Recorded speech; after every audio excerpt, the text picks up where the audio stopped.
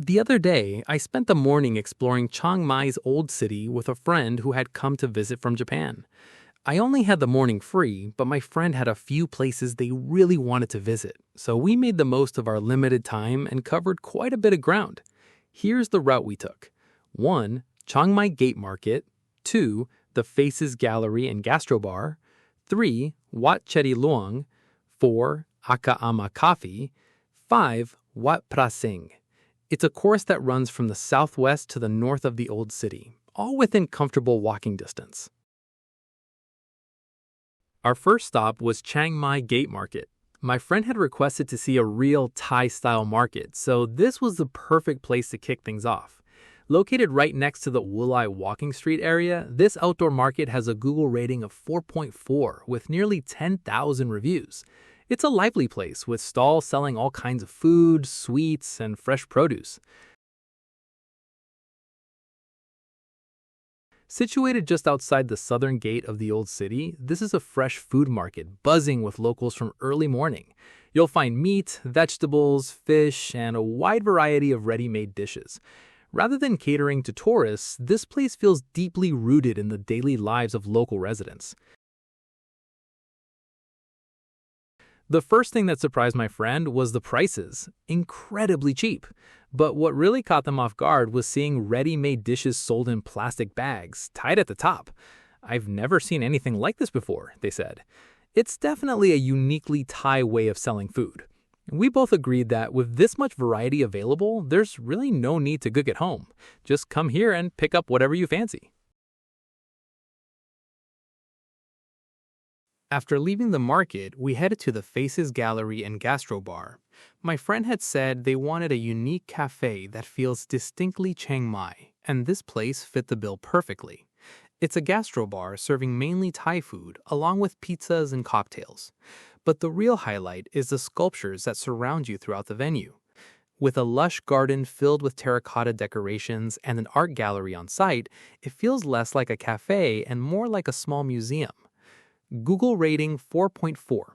Price range for a meal around 400 to 600 baht per person, though if you're just having a juice or coffee, it's more like 120 to 150 baht.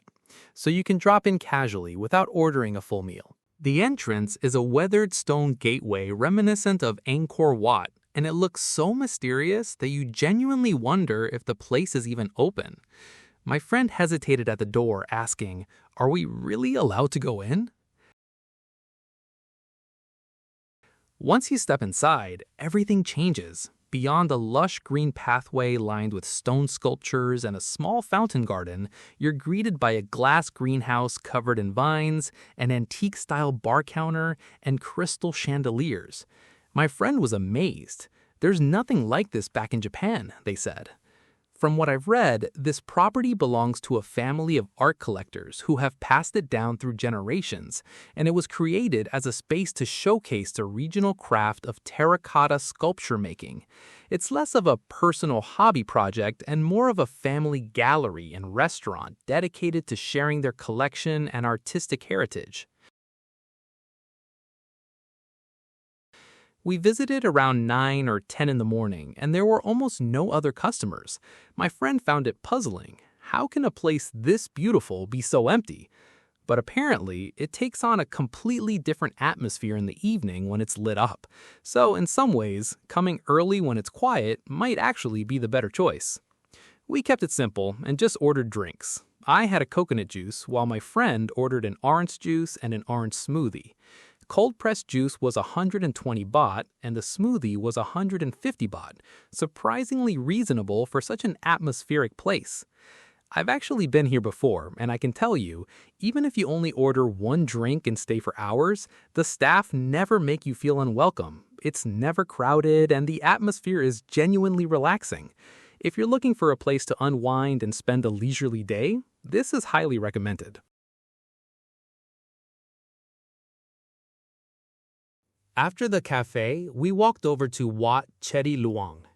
Chedi means pagoda, stupa in Thai, and Luang means great or large, so the name literally translates to Temple of the Great Pagoda, which is exactly what you'll find here.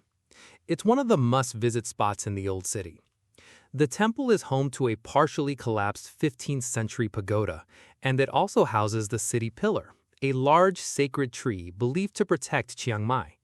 With a Google rating of 4.7 and over 18,000 reviews, it's one of the most popular spots in the Old City.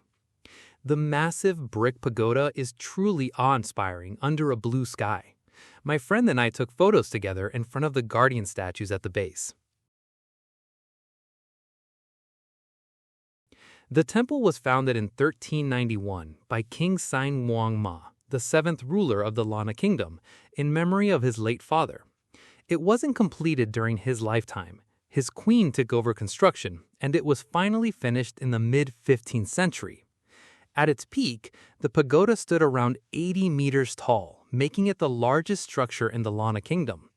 The upper section collapsed in a major earthquake in 1545, leaving the structure as it stands today. In the 1990s, it was restored with support from UNESCO and the Japanese government, so there's actually a meaningful connection to Japan here. The temple grounds also contain the city pillar shrine, known as Sao Intaking, which makes this a deeply sacred place for local residents. Unfortunately, since we didn't hire a guide this time, we weren't able to get an in-depth explanation of all this history on site, which I did find a little disappointing. You can look things up online or ask an AI beforehand, but hearing it explained by a knowledgeable guide on location really does give you a much deeper understanding. If you're planning to visit temples in the Old City, I'd recommend considering a guided tour. After the temple, we stopped by Akha Ama Coffee. My friend had specifically requested this because they wanted to pick up some coffee beans as a souvenir. They'd heard it was a coffee brand with fans all over the world and didn't want to leave Chiang Mai without getting some. The cafe is located along Samlon Road, with a Google rating of 4.6 and the price range of just 1 to 200 baht per person. Very affordable. What sets this place apart is its use of pesticide-free, fair trade coffee beans grown by Akha Hill tribe farmers in northern Thailand. The founder, Lee, started this small cafe in 2010, inspired by the coffee his mother used to make. Today, Akha Ama has several locations in Chiang Mai and even 2 shops in Tokyo. The first thing you notice inside is the curved wooden counter and the roasting machine. The spiral architecture combining concrete and brick creates a distinctive look. It feels more like a small gallery than a cafe. My friend spent a good while browsing the shelves of coffee beans and equipment before picking out some bags to take home. I had an iced coffee, a beautiful layered drink with espresso and milk. Knowing that the beans are sourced directly from Akha tribe growers and grown without pesticides, it's no wonder the brand has fans worldwide. The flavor speaks for itself.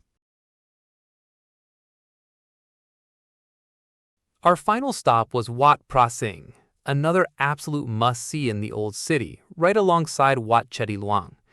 This Buddhist temple was founded in the 14th century and is renowned for its golden and bronze Buddha statues, murals, and ancient manuscripts. Google rating 4.7 with over 17,000 reviews. It truly represents the best of what the Old City has to offer. We walked along the palm tree-lined path into the temple grounds.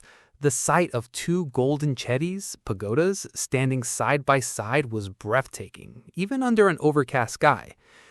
Wat Phra Singh was established in 1345 by King Payu, the 5th ruler of the Lana Kingdom, as a place to enshrine his late father's ashes. It was originally called Wat Li Chiang Phra, but was later renamed after King Sen Wang Ma, enshrined the revered golden Buddha image, known as Phra Singh, the Lion Buddha. This is how it became known as Wat Phra Singh, the Temple of the Lion Buddha. It's considered one of the most prestigious temples in Chiang Mai, and the pagoda on the grounds is said to be the guardian deity for those born in the year of the dragon. Here too, we were without a guide, so we couldn't learn all of these details on site, but even without the full historical context, the sight of those twin golden pagodas was more than worth the visit. Exploring the Old City reminded me once again what a wonderful area it is for a leisurely stroll. So many things to see and far fewer cars than you'd find in Nimman or the Night Bazaar area. Together with my friend visiting from Japan, we managed to visit 5 spots in just one morning, a compact but incredibly rewarding walk through the old city. Even with limited time, if you combine the classic temple highlights with what your travel companions want to see, half a day is more than enough to have a fulfilling experience. One regret I do have: without a guide, we missed out on the deeper historical context of the temples.